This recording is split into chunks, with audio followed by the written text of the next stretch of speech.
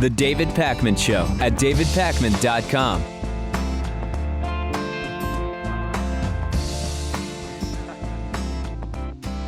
Shocking story that is dominating the corporate news headlines right now. Two journalists in Roanoke, Virginia, who were working for the news station WDBJ, were killed in a shooting this morning that took place during a live broadcast. The reporter was Alison Parker. The photographer, videographer was Adam Ward.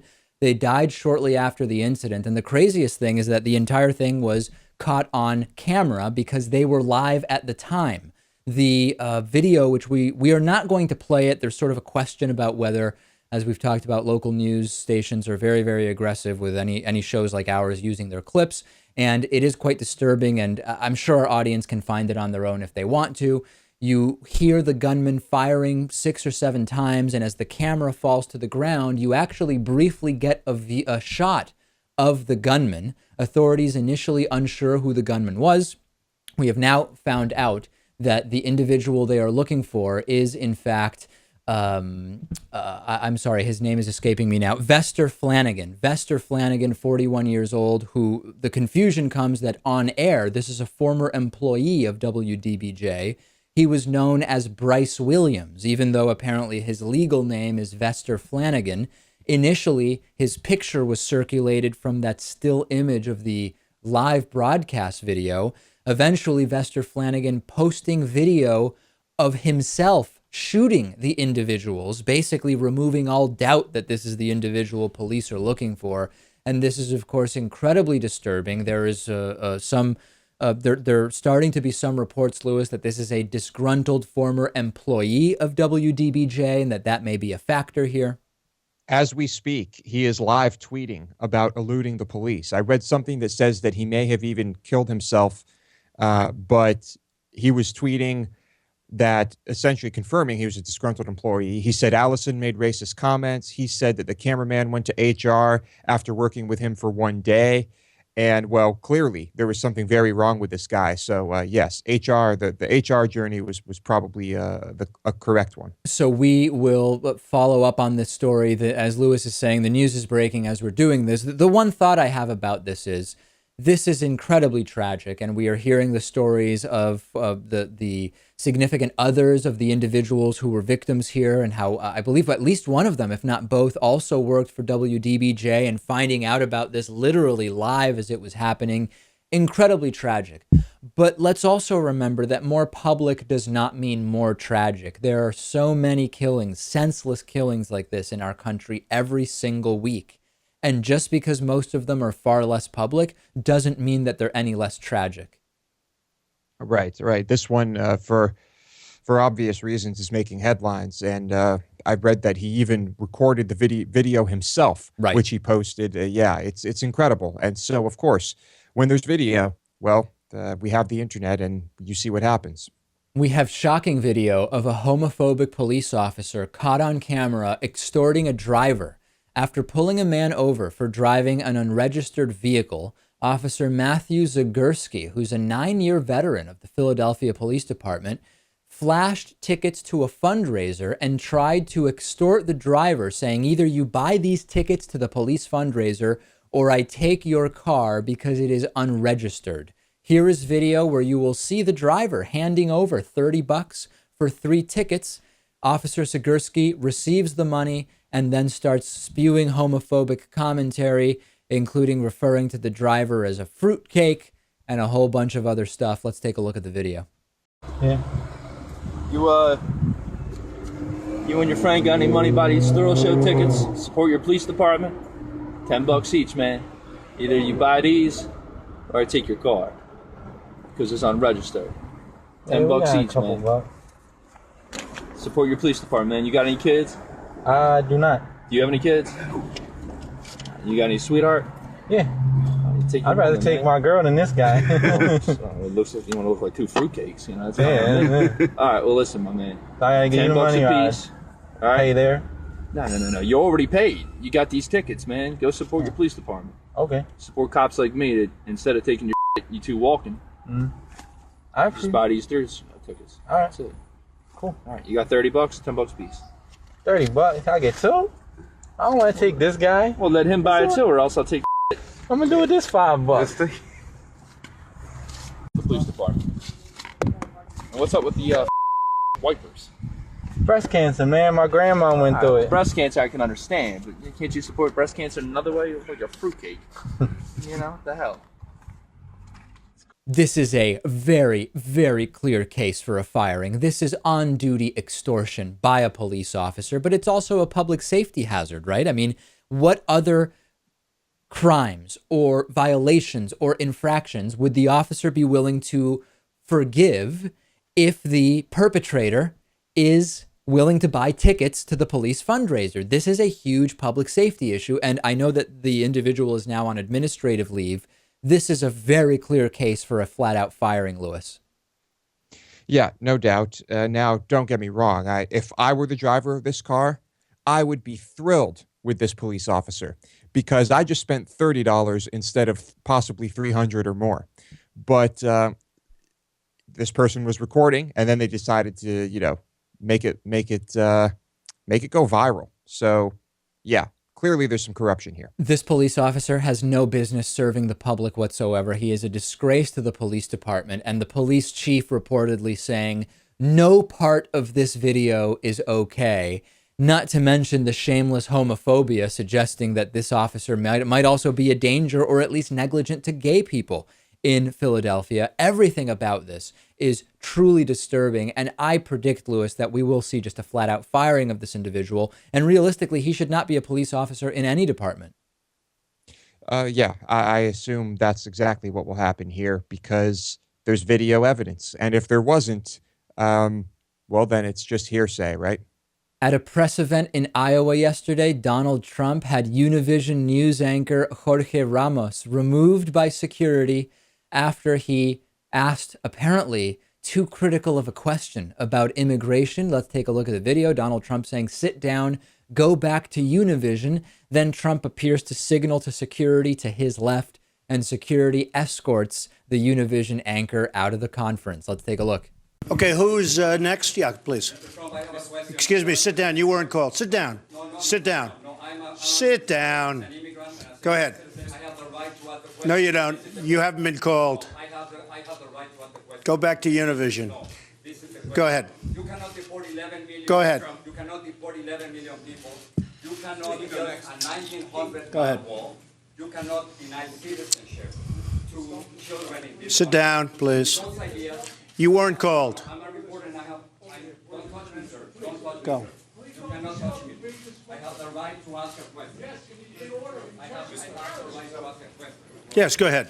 Hi, that's Jorge Ramos Hi, of Chip, Univision. yes. He's being escorted out of the room. He was asking a question, and Donald Trump says No, I he wouldn't didn't do call that. on him. That's why he should be is being apologizing. removed. Jorge But I Ramos would not. refused to back down. I don't know. I mean, I don't know really much about him. I don't believe I've ever met him, except he started screaming, and I didn't escort him out. You'll have to talk to security, whoever security has escorted him out. But certainly he was not chosen. I chose you. I chose other people to answer me where you're asking me questions. He just stands up and starts screaming. So, maybe he's at fault also. Reportedly, Jorge Ramos returned sometime later. Ben Jacobs tweeted, he is back at the Trump presser. So this is just amazing, Lewis. Donald Trump is complaining that someone was rude at his press conference. What about calling women fat pigs on national television during a debate? Is that rude when Donald Trump did that? And the funniest thing about this is that if Donald Trump did the same thing at a debate or anywhere because he had some garbage he wanted to say, he would be praised by his clown followers for being assertive and strong. But the Univision anchor, Jorge Ramos, was being disrespectful and rude because Donald Trump ignored him when it was when he was trying to ask a question. Well, there's a couple ways to look at this. If, the format is you raise your hand, and if Trump calls on you, you ask a question. Yeah. So it seems as if Ramos was asking a question without being called on, as Trump put it. It wasn't his turn, Lewis. It wasn't his turn. Well, hey, I mean, No, I know. If people Yeah. If people are just yelling out questions at press conferences, you'll never achieve anything, and it'll just be total chaos.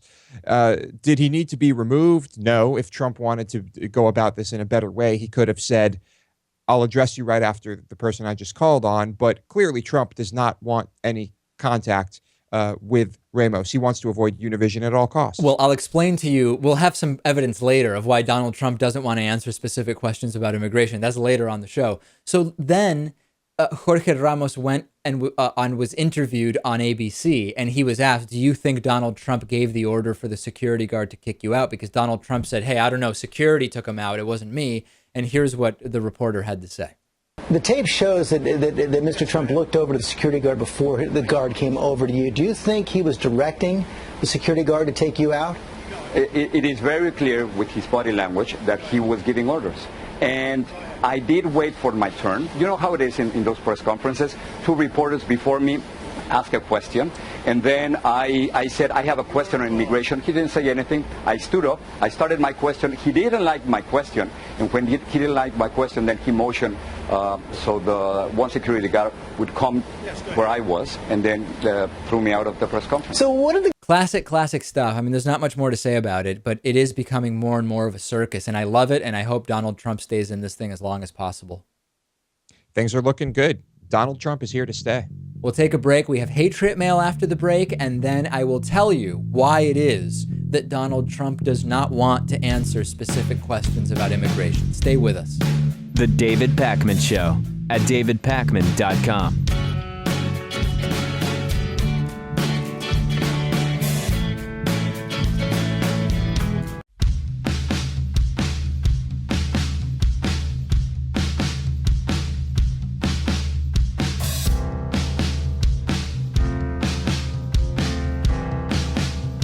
Welcome back to the David Pakman Show.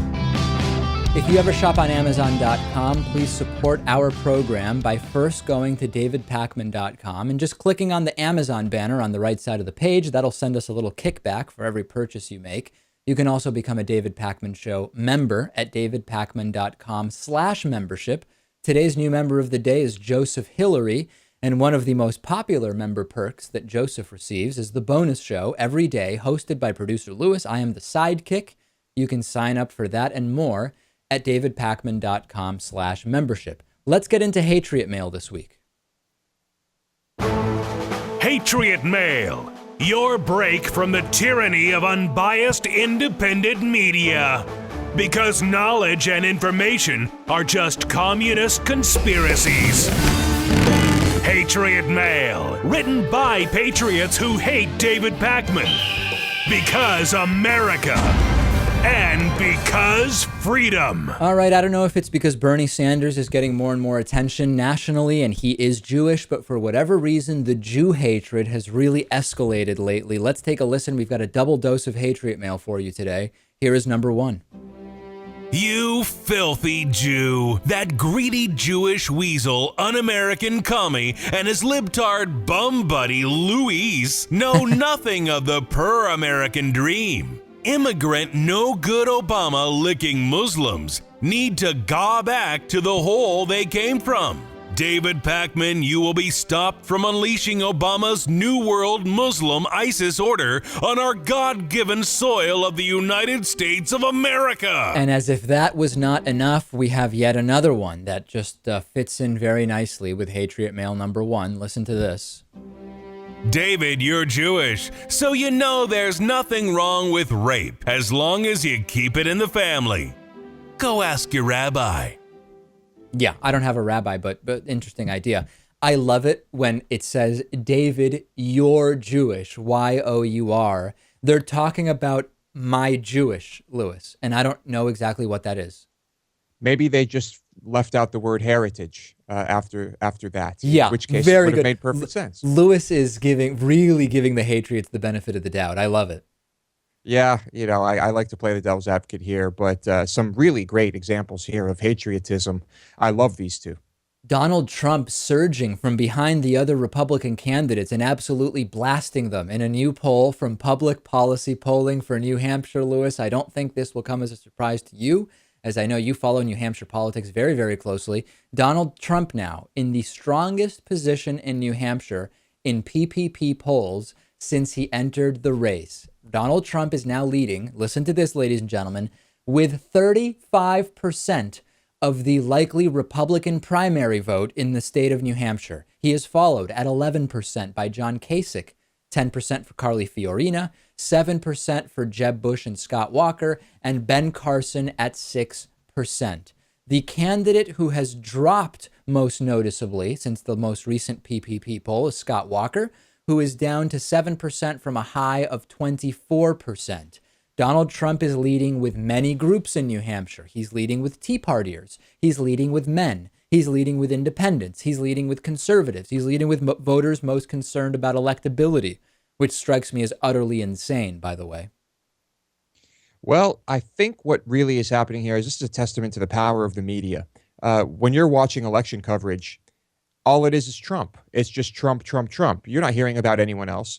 And I guess when you're not hearing about anyone else, perhaps you just you go with Trump. Well, we've seen a shift on the Democratic side as well in the PPP poll. Since April, Bernie Sanders has now taken the lead 42-35 over Hillary Clinton in the state of New Hampshire. 6% for Jim Webb, 4% for Martin O'Malley, 2% for Lincoln Chafee, and 1% for Lawrence Lessig. The main story in New Hampshire is how universally popular Bernie Sanders has become. He now has a 78% favorability rating, which is incredible. Of course, New Hampshire, a state that has a higher name recognition for Bernie Sanders, being next to his home state of Vermont. Trump and Bernie Sanders, two very interesting narratives in this election so far, but also two drastically different narratives in this election so far. Donald Trump becoming known for not focusing on issues, for insulting others, candidates, journalists, whoever, and just generally being rude and sort of unhinged. Bernie Sanders becoming popular by actually talking about issues that matter to people, including populist issues like healthcare for all and income inequality. Yeah. Can you imagine what those debates would look like? Let's assume they win their respective primaries. I mean, Bernie versus Trump debates. That would be amazing, wouldn't it? I don't think Donald Trump would even know anything such that he could respond to Bernie Sanders. As proof of the fact that I don't think Donald Trump has any clue what he's talking about, we now go to video of Donald Trump over the weekend being interviewed by George Stephanopoulos on ABC's This Week. If you don't like cringing, you might want to tune away from this next segment. Donald Trump has talked for a while now about his immigration ideas. He's going to deport the illegal immigrants. He's going to build a wall, blah, blah, blah. George Stephanopoulos decided to speak very specifically to Donald Trump about how he would do that. Let's discuss the costs. Let's discuss how it would be done. And Donald Trump imploded, completely fell apart. It became abundantly clear he has no idea what he's talking about. Let's take a look at this video. Brace yourselves. Get the children out of the room because this is absolutely cringeworthy. Take a look. Look at this from the American Action Forum conservative group. They say the federal government would have to spend roughly $400 to $600 billion to address the 11.2 million undocumented immigrants. Each immigrant would have to be apprehended, detained, legally processed, transported to his or her home country. In turn, this would shrink the labor force by 11 million workers, reduce real GDP by $1.6 trillion. Are you willing to pay that price, and where are you going to get the money? Well, first of all, they're wrong. And, Jeb is a very low-energy person. He'd never be able to do it. He's the one that said they come out of an act of love, okay? This is an act of love. These are people coming, and many of them, you look at what's happening with the crime, many of them are really causing tremendous problems. And they would be out really fast, immediately. First day we start that movement.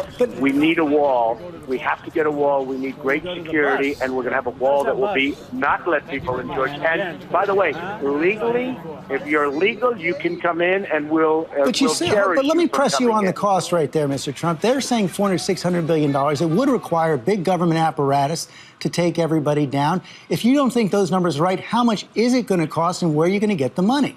Well, it's costing us $130 billion a year, and that's peanuts compared to what the real cost is, George, for the way we have it now. You have so many illegals. We don't even know how many illegals. I hear 11 million. I hear 30 million. The government has no idea. We have lost control of our country. We've lost control of our borders. The government has no idea how many illegals there are. I've been hearing 11 million for 5 years. Then the other day I heard 30. Nobody has any idea. So if there's They have no lost idea, control. how are you going to round them all up? Where are you going to get the money? Where are you going to get the forces? Exactly how are you going to do it? What are the specifics George, here? it's called management. The first thing we have to do is secure the border, but it's called management. And we'll get people back in, the really good ones. We're going to expedite it so they get back in, so they can at least come in legally. But You we keep have to declaring do it. how you're It's going to do it, but you management. don't say how. Excuse me, George? You declare how you're going to do it, but you don't say how. George, I'm telling you, it's called management. You can do this, and we can expedite the good ones to come back in. And everybody wants that, but they have to come in legally. We have a country. We're a country of laws. We're a country of borders. How can you have a country without a border? That's right, Lewis. Donald Trump would do it through management. Well, I'm convinced that sounds like a pretty logical strategy to me. Management. He is doing what many politicians are guilty of, and that's making promises and saying you're going to do things with no explanation as to how, and usually things that are very expensive. But can he manage his way through this? I don't think so. And, never mind that the costs combined with the GDP loss would be staggering. Never mind that Donald Trump claims to be a small government conservative, and what he's suggesting would be a hugely intrusive, large government apparatus, as George Stephanopoulos accurately points out. I wonder, this is the concern I have, because it's obvious Donald Trump knows nothing about immigration. Will the Trump fans abandon him when they realize that he doesn't even understand his own ideas, many of which would require absurd government spending or intrusion, which conservatives claim to oppose, as well as violations of U.S. law or trade policy? Will the Trump supporters abandon him when they realize that, or are they sticking with him? I don't see his followers abandoning him. I think he's already made it pretty clear that he doesn't understand these issues, and they're sticking with him. How much worse is it going to get? I guess if he wins the primary and has to debate whoever, it might become more clear. But are they going to vote for the Democrat after that? No. Probably not. And if you look at some of the comments online to video clips of this exchange and news articles written about this, there are conservatives who are saying, oh, George Stephanopoulos was being overly aggressive and sandbagging Trump. George Stephanopoulos just asked the question, how will you do this? And then said, hey, here's some data about this.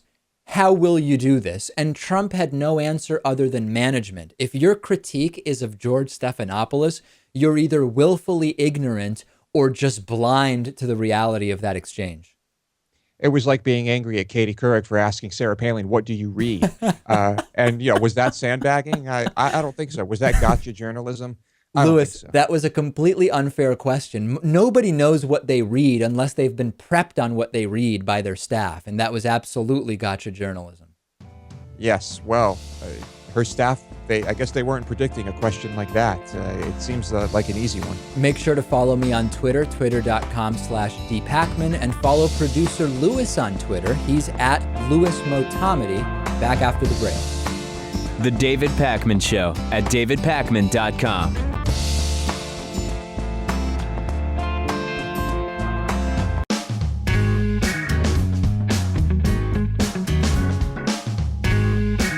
Welcome back to The David Pakman Show. I'm joined today by James Piereson, president of the William E. Simon Foundation and author of the new book, Shattered Consensus, The Rise and Decline of America's Post-War Political Order. The book is so interesting because at the macro level, I agree with so much of what you're saying, but maybe not surprisingly, as a progressive, at the micro level, I disagree with a lot of the explanations you give and solutions you suggest to the problem that we're facing. So let's start at the beginning. Describe what you picture as the coming challenge to the United States of America. Okay, thank you, David. Appreciate inviting me to be on. Well, first of all, this book is a collection of my recent essays, including several essays that address the political economic challenge facing especially the United States, but some other Western countries as well. I include a long essay called America's Fourth Revolution, in which I lay out this general historical view that we have had in the United States three distinctive systems of political economy under the Constitution. The Jeffersonian political economy, sort of organized around slavery and cotton exports that disintegrated in the Civil War. The Republican industrial small government system from the Civil War that evaporated in the Great Depression. And then thirdly, the post-war democratic welfare Keynesian system that was created in the 30s and 40s and which is now roughly 70 years old. And my thought is that this system is evaporating, much like the Jeffersonian and Republican industrial systems evaporated before them after roughly a lifetime of being in existence. So this is fast. Let's pause there for a second. This is fascinating because on our program, we've talked about this sort of progression of economies through an agriculture and farming-based economy, which is similar to what you're talking about in terms of the cotton-based in slavery status quo of 1800, into a sort of industrial revolution and manufacturing economy, which is also, again, what you talked about. And then as the into more of a service industry type based economy, which we now are concerned is evaporating because of automation and the elimination, flat out elimination of so many both manufacturing and service jobs. So there's a lot of overlap in the sort of hypothesis that I've outlined and the one that you've outlined, but yet we come from very different perspectives in terms of what caused this, right? Well, let me just qualify. I think what you just said is a valid historical interpretation of what's happened, but I emphasize the political element. Okay.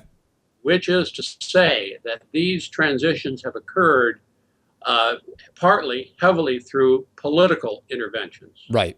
And that these systems of political economy were carried forward and implemented by one particular political party, which organized the coalitions to support them. In the pre-Civil War period, it was the Democratic Party of Jefferson and Jackson. In the post-Civil War period, it was the Republican Party of Lincoln, McKinley, and the presidents of the 20s. In the post-war period, it was the Democratic Party of FDR, Kennedy, and Johnson heavily. We won't get into the Reagan Revolution, which I think is important, but my idea is that these things don't happen naturally as a consequence of evolution in the economy. There are political interventions which are important, and I think that's the case now. Why do I think the current system is unwinding, the Keynesian welfare state system? Why is it unwinding? Well, I point to several things. One, demographics. We have a baby boom generation retiring and drawing Social Security, which will put burdens on the government.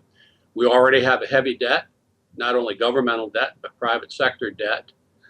And we have a slow growing economy. Ever since the bust of 2000, we've been growing at about a 2% rate. I don't think that gets the job done for the United States. And we have increasing political polarization. The parties cannot convene and agree on any solution to any of these problems, either to stimulate growth or solve the entitlement problem or anything, which means that all these crises will escalate to a point where we can't avoid them any longer. And that will require a kind of a political transition. So let me jump in here because you've sort of said a lot there. I completely agree with you that we seem to be approaching the sort of precipitous beginning of an unwinding of our economic status quo, and I would agree as the result of the political system. Except when I think about it, I think not of the sort of factors that you talked about, at least not primarily. I think about, for example, the incredible wealth and income inequality that we have. And you actually reference something you describe as the inequality hoax. So let's explore that. What is the inequality hoax in your mind? Well, the title of that chapter in my book is The Inequality Crisis, in quotes. I wrote a short pamphlet called The Inequality Hoax. Right. I think that's too strong. The inequality problem is real. Okay. There's no question about that. That's good. Good that we can agree on that. Yeah, there's no question about that. And I referenced that in my essay. The question is, what's caused it? Why is it happening? And what do we do about it? And I argue in my book that really the reason this has happened is an unprecedented boom in the financial markets that began in the early 1980s. Bonds and stocks for the past 35 years have delivered incredible returns. It's unprecedented in human history. In 1980, the valuation of world stock markets was less than $2 trillion. It's well in excess of $60 trillion today. It's gigantic. Who owns financial assets, stocks and bonds? Well, the wealthy do, primarily. Of course, they're owned by pension funds and endowments as well. But in terms of individuals, it's the wealthy. The top 1% probably owns 50% of the stocks and bonds out there. A little bit less than that, closer to 40%. Absolutely. That's the real cause of the wealth and income inequality. Anyone close to the financial markets has done well. Well, but that's part of it, though, James. Right? If you throw in the global economy, I think the global economy is partly responsible for the surge in stock and bond valuations. That's one of the factors, because our companies get their profits internationally much more than they did 40 or 50 years ago. But James, let me pause for a second, though. Let me pause for a second. Let me pause for a second, because I don't want to get too far off track without having a chance to sort of dig in a little deeper. There's no question that the heavy concentration of stock and bond ownership among the rich has further concentrated net worth among the rich. Absolutely agree with you. You're spot on with the numbers, no question about it. But we can't ignore that even removing retirement contributions, just focusing on base compensation, we have seen a drastic separation in terms of base compensation from the highest and lowest paid individuals within companies, and that's a huge factor as well. Yeah, I think that's a significant factor. It's not the dominating factor, but it is a significant factor. Thomas Piketty in his book has an interesting explanation of that. My view of that would be that a lot of those salaries, though, are linked to stock market valuations. You know, in the Clinton years, the federal government limited the amount of tax deductible compensation that could be paid to executives, and instead they went in the direction of paying executives via stock options. Sure. The explosion of stock options obviously exploded the compensation of these executives. In other words, the Clinton administration tried to close one door and they opened up a huge door on the other side. So, and I think that's also true of executives, say, in not-for-profit industries or in universities. Private universities with gigantic endowments are paying their presidents very large sums of money. So what you say is correct up to a point. But, you know, I think still the dominating factor is the explosion in the financial asset markets. Now, I believe we're going to cure the problem. I want to talk about how that might happen, because it's very simple. It's happening today. Oh, tell us how. The stock market will crash. And that will resolve this issue in what way? That will evaporate a great deal of the income inequality that we see. Yeah, but long term, I mean, but hold on, James, hold on. If you generally have a positive outlook on the future of the United States, it's hard to imagine a future that doesn't include the continued valuation of American stocks. We've seen corrections like the one we've seen over the last week many times before. They typically happen yearly, in fact. But if you believe that the country will exist, the stock market is going to rebound. I don't know that that's the solution. Well, let me step back. I meant that sarcastically or ironically. Okay. That is to say, we can solve the inequality problem very simply by crashing the stock market. Nobody wants that to happen. All right. So what is the cure for the inequality problem if that is taken off the table? And I agree with you. Nobody wants to see that happen.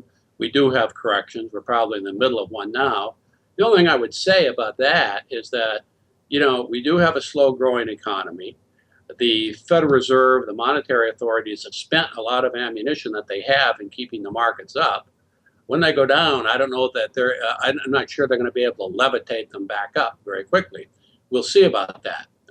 That's somewhere out in the future. But I would say, and I've argued, that inequality, income and wealth inequality, is built in to the regime of political economy that we've built in the West since 1980. There is no question about that. I could not agree with you more. And we have so much more to discuss. And unfortunately, today we're out of time. We will absolutely have James Piereson back. He's president of the William E. Simon Foundation. The new book is called Shattered Consensus: The Rise and Decline of America's Post-War Political Order. Thank you so much for talking to us. David, thanks for having me on. I'd be happy to come on again. Appreciate it. The David Pakman Show at davidpakman.com.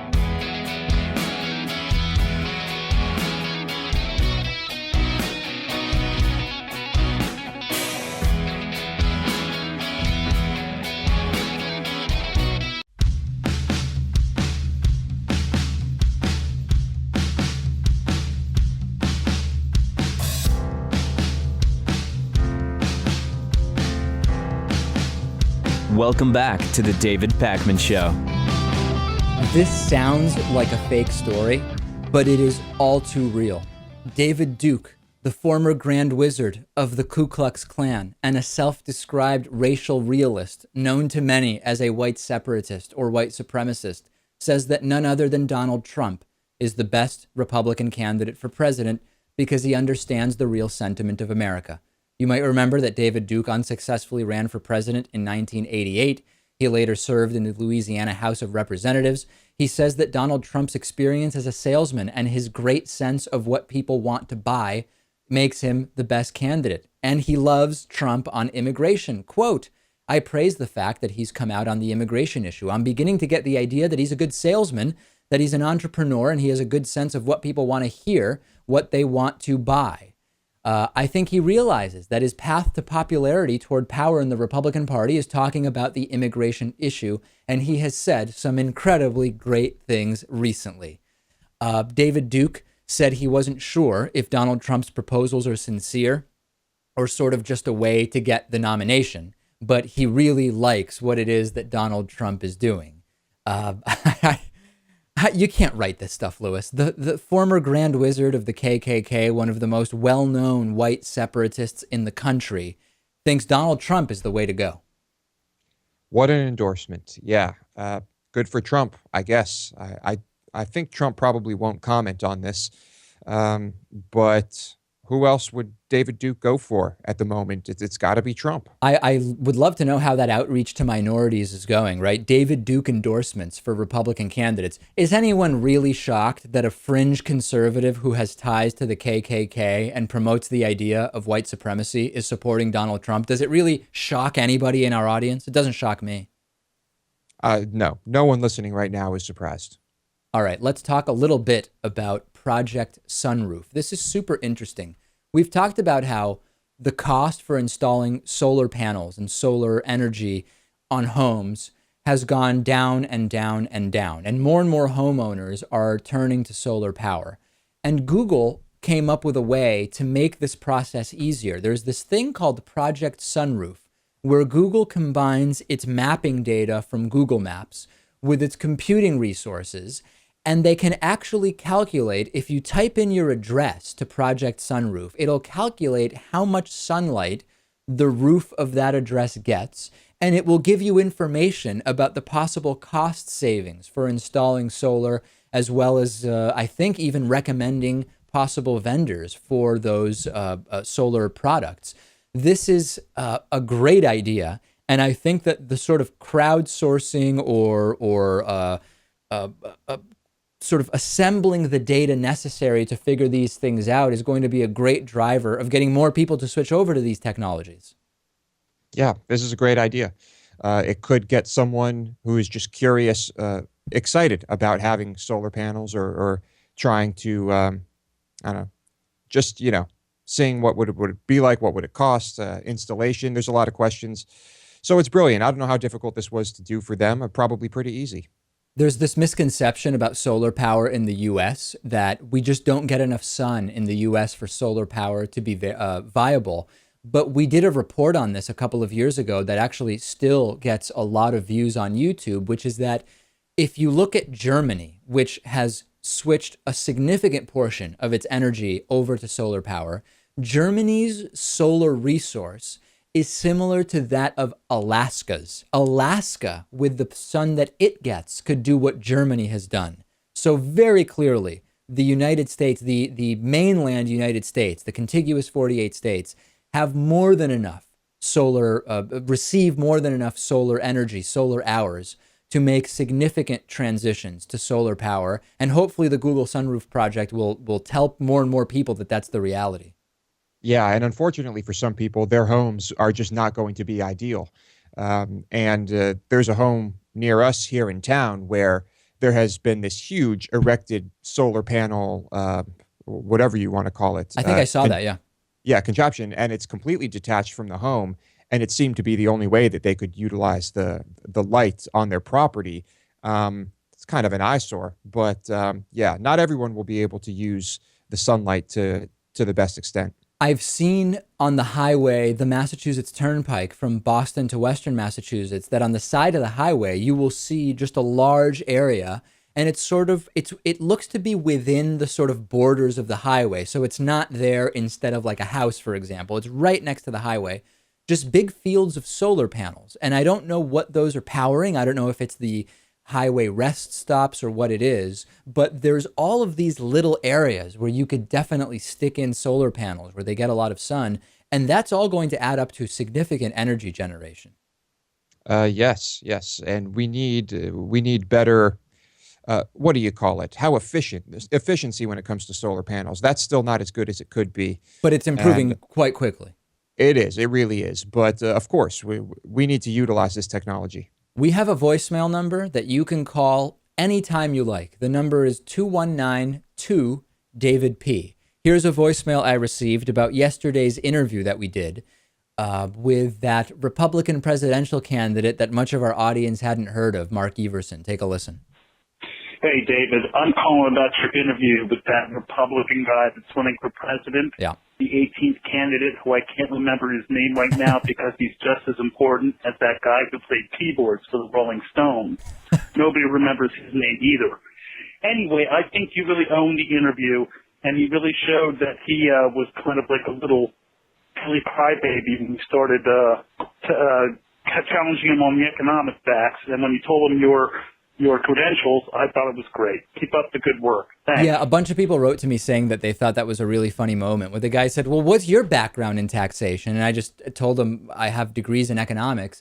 But that it was a funny moment, but that alone doesn't mean anything. We've interviewed many people on this program, Lewis, who had all sorts of credentials and were very wrong about simple issues. And we've interviewed people who had certainly less formal education and were probably some of the most informed people on so many issues. So it was a funny moment during the interview, but the real focus should be on, did what he said make sense? And a lot of what he said did not make sense. Yes, it was a funny moment, and we've seen that exact type of thing before on other interviews, big media outlets, and it's always funny. But yeah, you got to get down to the substance. On today's bonus show, UNESCO calls the destruction of the Palmyra Temple in Syria a war crime. We will discuss. Also, 7 people have been arrested over a multi-million-dollar internet brothel, rentboy.com. If that website sounds familiar, we'll talk about why on the bonus show. Here's a hint: George Reekers. And lastly, Lewis will tell us about a condition where one is unable to produce mental images in their mind. Well, I guess if it's a mental image, it's sort of implied that it is in one's mind. We will talk about that condition and so much more. Sign up for the bonus show, davidpakman.com/membership. As a member, not only do you get access to the bonus show in audio and video format, you also get a commercial-free audio or video feed of the entire broadcast program, and you get access to our archive that goes all the way back over 10 years to August 17th of 2005. davidpakman.com/membership. We will talk to you on the bonus show in mere minutes.